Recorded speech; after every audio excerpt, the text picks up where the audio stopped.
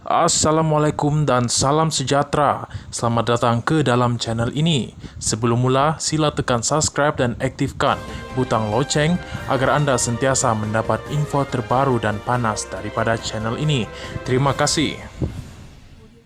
Kendalikan pelanggaran etika Badan Kehakiman secara dalaman, kata bekas hakim. Dua bekas hakim menegaskan tuduhan konflik kepentingan yang melibatkan Badan Kehakiman harus disiasat dan dikendalikan secara dalaman. Bekas Hakim Mahkamah Rayuan Hishamuddin Muhammad Yunus dan Mah Weng Kwai juga berkata SPRM hanya diberi kuasa untuk menyiasat kes berkaitan rasuah di bawah Akta SPRM. Ini selepas kumpulan pengamal undang-undang membidas siasatan SPRM terhadap Hakim Muhammad Nazlan Muhammad Ghazali yang mensabit bekas Perdana Menteri Najib Razak atas kesalahan rasuah pada 2020. Bekas Presiden Badan Peguam Malaysia semalam menggelar siasatan itu sebagai serangan terhadap Badan Kehakiman. Hishamuddin dan Mah berkata, terdapat mekanisme di dalam Badan Kehakiman untuk meneliti dakwaan konflik kepentingan terhadap hakim. Menurut peraturan, sebarang aduan mengenai pelanggaran kod etika oleh Hakim Mahkamah Tinggi mesti dirujuk kepada Ketua Hakim Negara. Jika Ketua Hakim Negara mendapati tiada merit dalam aduan itu, dia akan menolak aduan itu selepas berunding dengan Hakim Besar Malaya atau Hakim Besar Sabah dan Sarawak. Sebaliknya, jika Ketua Hakim Negara mendapati terdapat merit dalam aduan, maka beliau akan merujuk aduan itu kepada Jawatan Kuasa Etika Kehakiman. Tetapi jika aduan itu bersifat serius yang mewajibkan penyingkiran hakim, jika didapati bersalah, maka Ketua Hakim Negara mesti merujuk aduan itu kepada tribunal yang dilantik di bawah Perkara 125 Perlembagaan Persekutuan. Sekiranya aduan hanya dirujuk kepada Jawatan Kuasa Etika Hakim, Jawatan Kuasa akan merujuk aduan kepada hakim berkenaan yang akan diberi hak untuk membuat representasi kedua-duanya secara bertulis dan lisan. Setelah mendengar representasi hakim, jika Jawatan Kuasa mendapati hakim tidak bersalah atas aduan itu, Jawatan Kuasa mesti membebaskan hakim tersebut. Sebaliknya, jika Jawatan Kuasa mendapati hakim bersalah atas aduan itu, Jawatan Kuasa akan mengenahkan sekatan seperti teguran atau penggantungan, kata Hishamuddin ketika dihubungi Malaysia Kini. Mah, yang juga salah seorang menandatangani kenyataan semalam, selaku bekas Presiden Badan Peguam Malaysia, mengulangi pendiriannya bahwa apa-apa berkaitan dengan pelanggaran etika harus ditangani oleh Jawatan Kuasa Etika Kehakiman.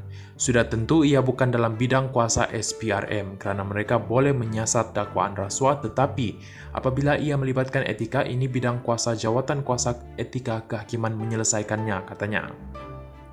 Hishamuddin juga berkata Jawatan Kuasa Etika itu bagi menangani dakwaan yang tidak begitu serius, tetapi untuk dakwaan yang serius, hakim akan dirujuk ke tribunal. Anggota tribunal akan dilantik oleh Yang di-Pertuan Agong dan mungkin terdiri daripada sama ada hakim yang sedang berkhidmat atau bekas hakim atau hakim luar negara, tambahnya. Hanya terdapat 2 kes hakim dirujuk ke tribunal dalam sejarah Malaysia, iaitu semasa krisis perlembagaan 1988, katanya. Pada masa itu, Ketua Hakim Negara Allahyarham Saleh Abbas dan 5 hakim lain dihadapkan ke 2 tribunal. Saleh akhirnya dilucutkan jawatannya oleh tribunal itu, manakala 3 hakim lain kemudian dibebaskan dan meneruskan tugas mereka. Hishamuddin juga menegaskan bahawa Nazlan telah dibebaskan di mahkamah sebanyak 2 kali. Kali pertama sewaktu Mahkamah Persekutuan yang terdiri daripada sidang 5 hakim yang menolak rayuan Najib. Dalam menolak rayuan itu, mahkamah memutuskan bahawa tiada merit dalam dakwaan SPRM terhadap Nazlan. Kali kedua, Hishamuddin berkata, dalam perbicaraan pemohonan semakan semula oleh Najib dalam kes SRC International baru-baru ini, dengan majoriti hakim berkata tiada merit dalam dakwaan terhadap Nazlan. Jadi pada 2 kesempatan, Hakim Nazlan telah dibebaskan. Jadi saya fikir perkara itu harus dihentikan, katanya. Secara berasingan, Hishamuddin berkata, panel 7 orang yang diketuai Ketua Hakim Negara Tengku Maimun Tuan Mat di Mahkamah Persekutuan juga memutuskan bahawa siasatan SPRM terhadap Nazlan dilakukan tanpa mengikut protokol. Sementara itu, bekas Menteri di Jabatan Perdana Menteri Parlimen dan Undang-Undang Wan Junaidi Tuanku Jaafar berkata, SPRM boleh menyiasat sesiapa sahaja di Malaysia yang tertakluk di bawah undang-undang. SPRM ditubuhkan di bawah Suruhanjaya Diraja dan oleh itu badan itu sendiri mempunyai status dan kedudukan yang sangat tinggi dan tidak ada undang-undang sama ada di bawah perlembagaan atau di bawah undang-undang SPRM sendiri yang mengehatkan kuasa SPRM untuk menyiasat sesiapa saja. Jadi dalam keadaan itu, Huja mengatakan SPRM melampaui batasan bidang kuasanya nampaknya tidak boleh diterima. Bagi saya, SPRM mempunyai kuasa untuk menyiasat sesiapa saja di Malaysia yang tertakluk di bawah undang-undang dan menyerahkan hasil siasatan kepada peguam negara, kata Wan Junaidi kepada Malaysia Kini. Dia berkata isu protokol yang dibangkitkan dalam keputusan Mahkamah Persekutuan hanyalah ketertiban dan adab untuk menyiasat hakim.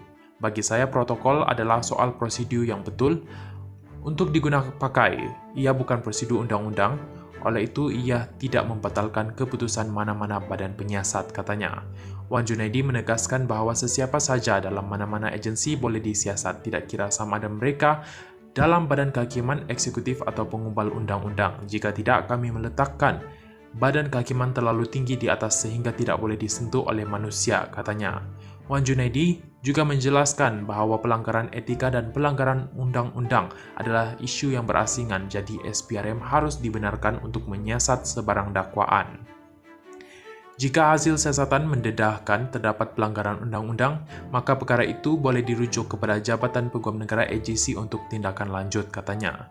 Siasatan SPRM terhadap Nazlan kembali menjadi tumpuan baru-baru ini selepas Menteri di Jabatan Perdana Menteri Reformasi Undang-Undang dan Institusi Azalina Othman Said menegaskan dalam surat kepada Peguam Najib bahawa SPRM mendapati Nazlan melanggar kod etika hakim dan mempunyai konflik kepentingan semasa mempengerusikan kes SRC International. Bagaimanapun, Azalina kemudiannya mengesahkan pendirian kerajaan bahawa perkara itu adalah di bawah kuasa badan kehakiman. Nazlan ialah hakim Mahkamah Tinggi pada 2020 yang mensabitkan kesalahan Najib dan menjatuhkan hukuman penjara 12 tahun dan denda 210 juta ringgit Malaysia kerana rasuah, salah guna kuasa dan pengubahan wang haram berhubung kes SRC International.